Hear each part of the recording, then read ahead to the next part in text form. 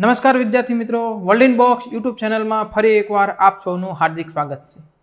આજના આ વિડીયો લેક્ચરની અંદર આપણે વાત કરીશું સ્પર્ધાત્મક પરીક્ષાની અંદર પંચાયતી રાજ સંબંધિત અગાઉની પરીક્ષામાં પૂછાયેલા પ્રશ્નો। તો જોઈએ સૌથી પહેલો પ્રશ્ન, ક્વેશ્ચન નંબર 1 એવું પૂછવામાં આવ્યો છે કે ભાઈ DRDA ના ચેરમેન ખાલી જગ્યા હોય છે, એટલે કે જિલ્લા લેવલ પર જે ડિસ્ટ્રિક્ટ રૂરલ ડેવલપમેન્ટ એજન્સી આવેલી છે એમના ચેરમેન કોણ હોય છે? તો આનો રાઈટ આન્સર છે જિલ્લા વિકાસ અધિકારી। તો આપણે આ ક્વેશ્ચન નંબર 1 ની અંદર જે DRDA ના વિશેની થોડીક માહિતી લઈએ આપણે તો વાત કરીએ કે ભાઈ આ જે જિલ્લા ગ્રામ વિકાસ એજન્સી, જેને અંગ્રેજીમાં ડિસ્ટ્રિક્ટ રૂરલ ડેવલપમેન્ટ એજન્સી કહીએ છીએ અને શોર્ટમાં આપણે એને DRDA કહીએ છીએ। આ એક સ્વાયત્ત સંસ્થા છે જે સોસાયટી રજિસ્ટ્રેશન એક્ટ અંતર્ગત નોંધાયેલી છે। હવે આમનો મુખ્ય ઉદ્દેશ્ય શું હોય છે?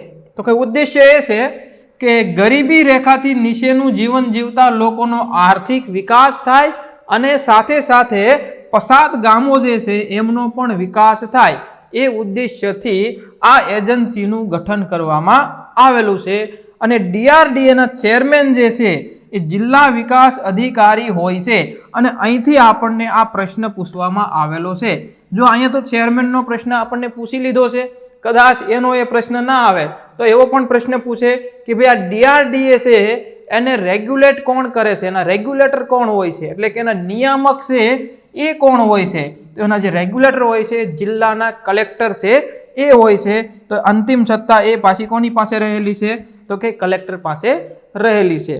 હવે આ DRDA જે છે એ શું શું કામગીરી નિભાવે છે તો એની થોડીક માહિતી આપણે અહીંયા લઈએ તો તાલુકા અને જિલ્લા કક્ષાની જે અલગ અલગ એજન્સીઓ છે એમનું સંકલન કરવાનું કામ DRDA ને સોંપવામાં આવેલું છે। એ ઉપરાંત સરકારી યોજનાઓ જે કંઈ પણ હોય કે પછી સરકારના જે કંઈ પણ પ્રોજેક્ટ હોય અથવા કાર્યક્રમો હોય છે એમનો પ્રચાર કરવાનો અને લોક જાગૃતિ ફેલાવવાનું કામગીરી નિભાવે છે। ત્યાર પછી જે આપણે BPL કહીએ છીએ, બિલો પોવર્ટી લાઇન અને અબોવ પોવર્ટી લાઇન એટલે કે APL, તો આ BPL અને APL નું જે સર્વેક્ષણ કરવાનું કામ છે એ DRDA ના અંતર્ગત કરવામાં આવે છે। અને ગરીબી નિવારણ માટેની સરકારી યોજનાઓનું જે અમલીકરણ કરાવવાનું હોય તો DRDA ના માધ્યમથી અમલીકરણ કરવામાં આવે છે। રાજ્ય સરકાર અને કેન્દ્ર સરકારને કાર્યક્રમો અને યોજનાઓના અમલીકરણ અંગેના અહેવાલો મોકલવાની કામગીરી પણ DRDA દ્વારા કરવામાં આવતી હોય છે। ત્યાર પછી આપણે વાત કરીએ કે DRDA ના અંતર્ગત કેટલા પ્રકારની સમિતિઓ કામગીરી નિભાવે છે અને કઈ કઈ સમિતિઓ હોય છે? તો એમાં મુખ્ય રૂપથી 3 સમિતિ હોય છે। એક સમિતિ હોય છે એને આપણે કહીએ છીએ ગવર્નિંગ સમિતિ અથવા ગવર્નિંગ કમિટી છે, બીજી છે કારોબારી સમિતિ, એક્ઝિક્યુટિવ કમિટી, અને ત્રીજી સમિતિ છે વિજિલન્સ અને મોનિટરિંગ સમિતિ। હવે આ DRDA ના અંતર્ગત જે 3 સમિતિઓ આવેલી છે એમાંની આ પ્રથમ 2 સમિતિ જે છે એટલે કે ગવર્નિંગ સમિતિ અને કારોબારી સમિતિ, આ બંને સમિતિના જે અધ્યક્ષ હોય છે અથવા જેના ચેરમેન હોય છે એ જિલ્લા વિકાસ અધિકારી હોય છે। અને અહીંયા જે આવેલી છે વિજિલન્સ અને મોનિટરિંગ સમિતિ છે એના જે ચેરમેન હોય છે એ જિલ્લા પંચાયતના પ્રમુખ હોય એ હોય છે। હવે આપણે આ વાત કરીએ કે આ સમિતિઓની અંદર શું શું કામગીરી કરવામાં આવતી હોય છે તો ગવર્નિંગ સમિતિ છે, આના નામ પરથી જ ખબર પડી જાય કે આ શાસન પદ્ધતિ મુજબનું કામ કરવાની છે। એટલે કે મુખ્ય કાર્યનું શું હોય છે તો કે ગામના વિકાસના તમામ કાર્યક્રમોની દેખરેખ રાખવાનું અને એનું મૂલ્યાંકન કરવાનું કામ છે એ નિભાવે છે। એક્ઝિક્યુટિવ કારોબારી સમિતિ, તો આના પરથી નામ જ ખબર પડી જાય છે કે આખા નાણાં સંબંધિત બાબતો વિશે વાત કરતી હોય છે। એટલે DRDA ના જે નાણાકીય અને વહીવટી કાર્યો છે એની એ કામગીરી છે નિભાવે છે। ત્યાર પછી અહીંયા જોઈએ વિજિલન્સ અને મોનિટરિંગ સમિતિ છે, તો આ એજન્સીના અધિકાર ક્ષેત્ર હેઠળ આવતી જેટલી પણ યોજનાઓ છે તો એ યોજનાઓનું અમલીકરણ થઈ રહ્યું છે તો એની દેખરેખ રાખવાનું કામ એ વિજિલન્સ મોનિટરિંગ સમિતિના અંતર્ગત આપવામાં આવેલું છે। તો આવી જ રીતે આપણે અન્ય એક પ્રશ્ન જોઈએ કે ગ્રામ પંચાયતમાં અનામત બેઠકોની ફાળવણી કોણ કરે છે? તો જિલ્લા લેવલે કલેક્ટર છે એ ગ્રામ પંચાયતની અંદર જે અનામત બેઠકો આવેલી છે એમની ફાળવણી કરે છે। તો આના વિશે આપણે થોડી માહિતી લઈએ કે એની આગળ પાછળનો કદાચ પ્રશ્ન આપણને પૂછાઈ શકે જો આ પૂછાયેલો છે એટલે. તો જોઈએ કે જિલ્લા કલેક્ટર વિશે વાત કરીએ, પંચાયત સંબંધિત વાત કરીશું માત્ર અહીંયા આપણે. તો કે ગ્રામ પંચાયતની અનામત બેઠકો છે એની ફાળવણી કરે છે.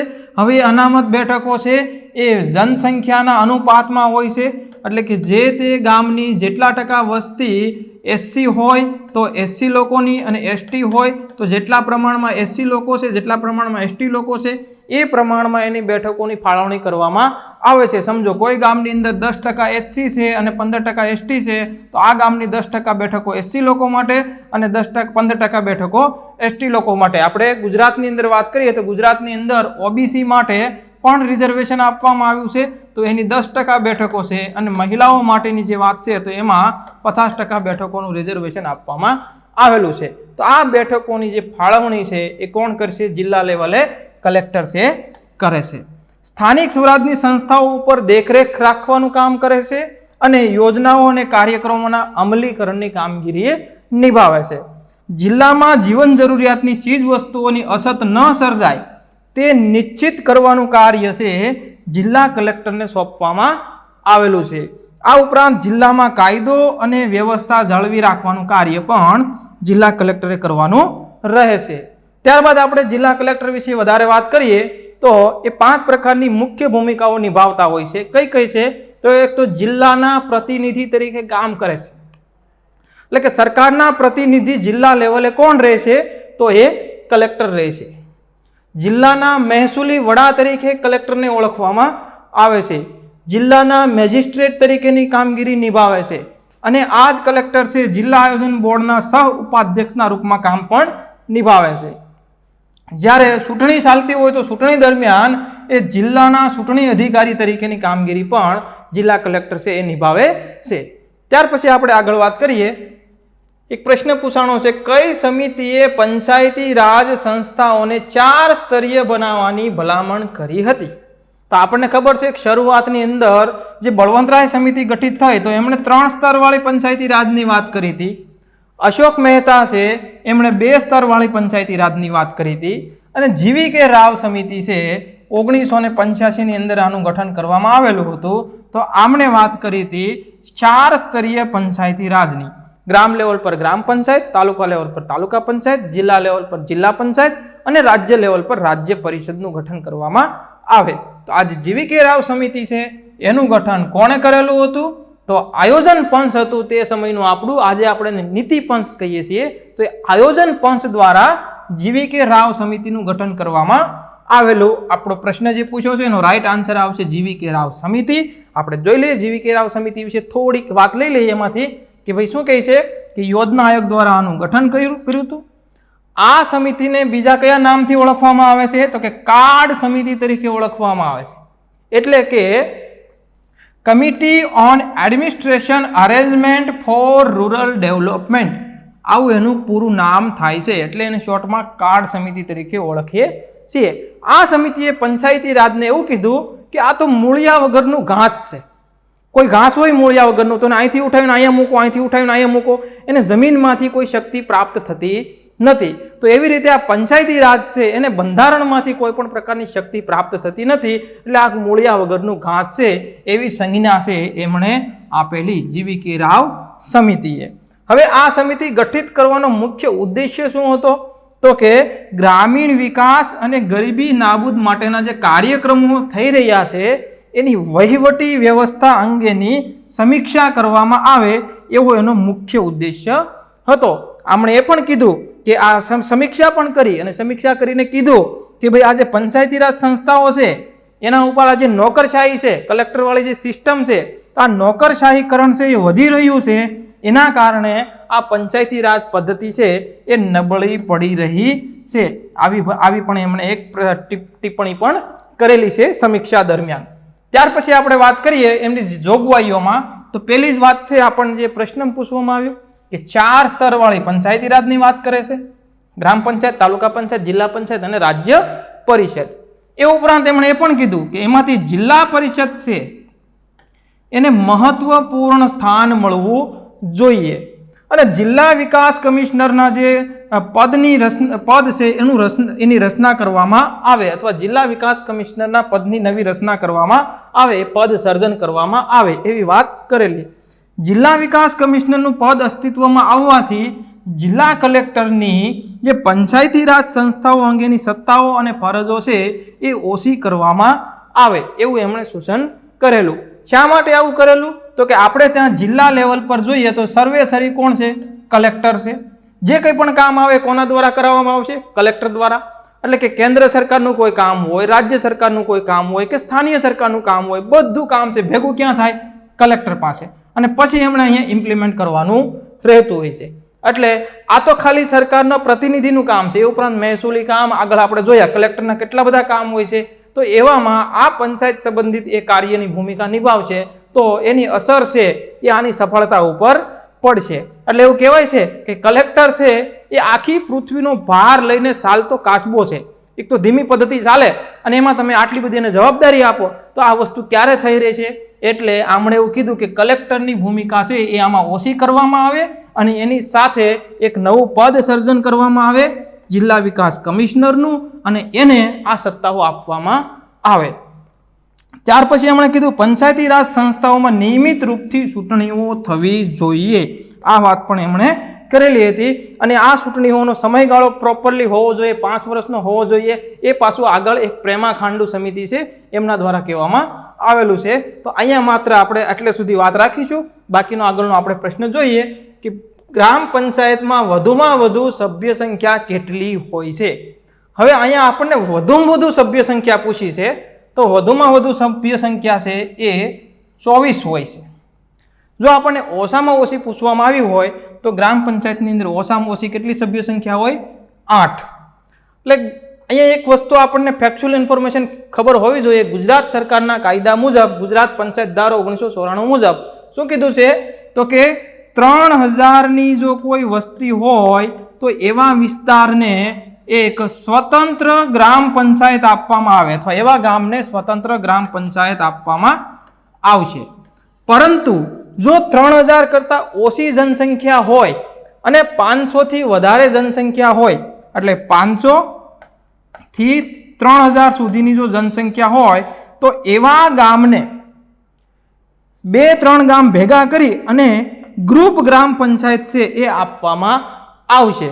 તો પણ ત્યાં એ એક જ ગ્રામ પંચાયત થશે એટલે ત્યાં પણ ઓછામાં ઓછી 8 બેઠક અને સ્વતંત્ર ગ્રામ પંચાયત હોય તો પણ ત્યાં ઓછામાં ઓછી કેટલી બેઠકો થશે? 8 બેઠકો. અને ત્યાર પછી 3000થી વસ્તી વધે તો ફરી 2 બેઠકો છે એ એડ કરવામાં આવશે. એટલે 3000 પ્લસ પછી 1 થાય તો પણ ભલે, 10 થાય તો પણ ભલે, 3000થી વસ્તી વધશે એટલે 2 બેઠકો એમાં એડ કરવામાં આવશે. ક્યાં સુધી? તો કે નેક્સ્ટ 3000ની જનસંખ્યા થાય ત્યાં સુધી. એટલે કે 3000 અને 3000 6000ની જનસંખ્યા સુધી આ 2 બેઠકોનો વધારો ગણવામાં આવશે. જોઈએ આપણે એનું કેલ્ક્યુલેશન કરીને જોઈએ. આ બાજુ આ તો મેં તમને હમણાં સમજાવી દીધી એ જ વસ્તુ છે. અહીંયા આપણે એનું કેલ્ક્યુલેશન જોઈએ કે 3000ની વસ્તી સુધી 8 બેઠકો રહેશે. 3000થી વસ્તી વધશે એટલે બીજી 2 બેઠકો વધશે. ક્યાં સુધી? તો કે નેક્સ્ટ બીજા 3000ની જનસંખ્યા થાય ત્યાં સુધી. એટલે 6000ની જનસંખ્યા હોય તો એ ગામની અંદર વધુમાં વધુ કેટલી બેઠકો, ઓછામાં ઓછી કેટલી બેઠકો હોય છે? 12 બેઠકો રહેશે. એટલે 12થી વધારે પણ નહીં થઈ શકે, વધુમાં વધુ પણ આપણે એને કહી શકીએ છીએ. હવે 3000 ને 3000 એટલે 6000 થઈ. હવે પાછી એનાથી વધારે જનસંખ્યા વધશે નેક્સ્ટ 3000 સુધી તો ફરી પાછી 2 બેઠકો ગણવામાં આવશે. અહીંયા 10 થઈ હતી અને અહીંયા આ 12 બેઠકો થશે. ત્યાર પછી ફરી પાછી જનસંખ્યા વધશે તો નેક્સ્ટ 3000 સુધી ફરી પાછી 2 બેઠકો વધારવામાં આવશે તો કેટલી થશે? 14 બેઠકો થશે. આમ કરતા કરતા દર 3000ની વસ્તીના વધારા સાથે 2 બેઠકોનો વધારો થાય છે અને 24000ની જ્યારે વસ્તી થશે તો એ ગામની વધુમાં વધુ કેટલી બેઠકો થશે? 22. હવે 24000થી પાછી જનસંખ્યા વધશે એટલે ફરી પાછા 2 સભ્યો વધશે. એટલે 24000થી જેવી જનસંખ્યા વધશે એટલે ફરી 2 સભ્યો વધશે એટલે પછી વધુમાં વધુ કેટલા થઈ ગયા? 24. પરંતુ આપણને ખબર છે કે 24000થી પછી 1 વધે તોય ભલે, 2 વધે તોય ભલે અને 3000 સુધીનો વધારો થઈ શકે ત્યાં સુધી 2 સભ્ય સંખ્યા વધી શકે છે. તો 24 બેઠકો થશે. પરંતુ ગુજરાતની અંદર વધુમાં વધુ 25000ની જનસંખ્યા સુધી જ ગ્રામ પંચાયતનો દરજ્જો આપવામાં આવે છે. એટલે 24,000 થી જનસંખ્યા વધી એટલે 2 બેઠકો તો સીધી વધી જવાની છે, એટલે 25,000 ની જનસંખ્યા સુધીમાં એ કેટલી થશે 24 બેઠકો. અને જો 25,000 થી પાછી જનસંખ્યા વધશે તો હવે બેઠકો નહીં વધે, પણ એ ગ્રામ પંચાયત છે એનો દરજ્જો છે બદલવામાં આવશે અને એને નગર પંચાયતનો દરજ્જો આપવામાં આવશે. પછી 25,000 થી 1 લાખ સુધીની જનસંખ્યા હોય ત્યાં સુધી એને નગર પંચાયત કહેવામાં આવશે અને 1 લાખ થી 10 લાખ સુધીની જનસંખ્યા હોય તો એને નગરપાલિકા તરીકે ઓળખવામાં આવશે અને 10 લાખ થી વધારે જનસંખ્યા હોય તો એને મહાનગરપાલિકા તરીકે ઓળખવામાં આવશે 50 લાખ સુધી, અને 50 લાખથી જો એ વધશે તો પછી એને મેટ્રો સિટી તરીકે અથવા મહાનગર નિગમ તરીકે ઓળખવામાં આવે છે. તો અહીંયા આપણે પ્રશ્ન છે ગ્રામ પંચાયત સુધીનો પૂછ્યો છે એટલે આપણે એનું જ એનાલિસિસ કરીશું. બાકી બધાનું એનાલિસિસ આપણે માય ક્લાસ એપ્લિકેશનની અંદર કરેલું જ છે, છતાં અહીંયા ઓછામાં ઓછી બેઠક પૂછે તો 8 અને વધુમાં વધુ પૂછે તો 24. આપણા પ્રશ્નમાં વધુમાં વધુ પૂછી છે એટલે વર્તમાન પરિસ્થિતિને ધ્યાનમાં રાખી અને કેટલો આન્સર આવશે 24 આપણો રાઈટ આન્સર આવશે. ત્યાર પછીનો પ્રશ્ન આપણે જોઈએ કે પંચાયતી રાજ લાગુ કરવા વાળું ગુજરાત કેટલામું રાજ્ય બન્યું. તો આપણને ખબર છે કે પંચાયતી રાજ છે એ ભારતની અંદર આઝાદી પછી 1959 ની અંદર લાગુ કરવામાં આવ્યું અને પહેલું રાજ્ય બન્યું એ રાજસ્થાન. એટલે કે 2 ઓક્ટોબર 1959 ના રોજ રાજસ્થાન રાજ્યનું નાગોર જિલ્લો આવેલો છે અને નાગોર જિલ્લાનું એક બગદરી ગામ છે. એ બગદરી ગામથી ભારતની અંદર આઝાદી બાદ સૌપ્રથમ પંચાયતી રાજ વ્યવસ્થા શરૂ કરવામાં આવી અને એ રાજસ્થાન છે પ્રથમ રાજ્ય બન્યું. તો હવે પ્રશ્ન એ પૂછ્યો ગુજરાત છે એ કેટલામું રાજ્ય બન્યું? તો અહીંયા આનો આન્સર આપણો આવશે રાઈટ. ગુજરાત છે એ ક્રમની અંદર જોઈએ તો 8મું રાજ્ય બન્યું પંચાયતી રાજ લાગુ કરવા વાળું. તો આપણો આન્સર આવી ગયો અહીંયા એ. હવે આ પ્રશ્ન કેવી રીતે પૂછવામાં આવ્યો છે એનું એક એનાલિસિસ જોઈએ. તો જો કે એનાલિસિસ તો બહુ મોટું છે, પરંતુ તેમ છતાં જે પ્રશ્ન પૂછવામાં આવ્યો છે એને ધ્યાનમાં રાખીને એટલી બાબત પર જ આપણે ફોકસ કરીશું. બાકી તો આ બધી માય ક્લાસની અંદર આખું ડિટેલ ભણ્યા છીએ. પૂર્વ ભૂમિકા છે, સમિતિઓ છે, ત્યાર પછી બંધારણીય સુધારાઓ છે, ગુજરાત અને પંચાયતી રાજ સંબંધિત બાબતો છે. તો એમાં આપણો અહીંથી પ્રશ્ન પૂછ્યો છે કે 1960માં શું થયું? ગુજરાત છે એ 15મા રાજ્ય તરીકે અલગથી અસ્તિત્વમાં આવ્યું ગુજરાત રાજ્ય. હવે ગુજરાત રાજ્ય અસ્તિત્વમાં આવે છે એટલે ગુજરાતના પ્રથમ મુખ્યમંત્રી આપણા કોણ હોય છે? ડોક્ટર જીવરાજ મહેતા. હવે એ એક પંચાયતી રાજ માટેની સમિતિ ગઠિત કરે છે અને એના અધ્યક્ષ છે એ રાખવામાં આવે છે રસિકલાલ પરીખ. આ રસિકલાલ પરીખ કોણ હોય છે? તો આપણા સ્વતંત્ર જે અલગથી નવું ગુજરાત બન્યું એના પ્રથમ ગૃહમંત્રી. તો આપણા ગુજરાતના પ્રથમ ગૃહમંત્રી અને ગુજરાતના પ્રથમ આપણા નાણામંત્રી બંને પદ એમની પાસે હતા એવા રસિકલાલ પરીખ છે. એમની અધ્યક્ષતામાં 15 સભ્યોની 1960માં એક કમિટી ગઠિત કરવામાં આવી પંચાયતી રાજ માટે અને એ કમિટીનો જે અહેવાલ આવ્યો એના રિપોર્ટના આધારે ગુજરાત સરકારે એક કાયદો બનાવ્યો ગુજરાત પંચાયત ધારો 1961 અને આ કાયદાને લાગુ કરવામાં આવ્યો 1963 થી. ભલે બન્યો 1961માં, પરંતુ 1962માં ભારત અને ચીન સાથેનું યુદ્ધ થઈ ગયું એટલે રાષ્ટ્રીય કટોકટી લાગુ થઈ ગઈ. એના કારણે સરકારોના કામ છે એ ટાઈમ મુજબ થઈ શક્યા નહીં. તેમ છતાં આને આપણે 1 એપ્રિલ 1963 થી લાગુ કર્યું. એટલે જેવું આ લાગુ થયું એ જ દિવસથી ગુજરાત છે એ પંચાયતી રાજ વ્યવસ્થા લાગુ કરવા વાળું રાજ્ય બન્યું અને એ 8મું રાજ્ય બને છે. તો અહીંયા આપણો આ જવાબ છે આ રીતે અહીંયા બન્યો છે. તેમ છતાં આપણે ડિટેલની અંદર ફરી પાછા મળતા રહીશું અને એમાં વાત કરતા રહીશું. તો અહીંયા આપણે વાત કરી પંચાયતી રાજ સંબંધિત અગાઉની પરીક્ષામાં પૂછાયેલા પ્રશ્નો અને એની સમજૂતી વિશે. તો બસ આવી જ રીતે ભણીએ અને મળીએ નેક્સ્ટ વિડીયોમાં.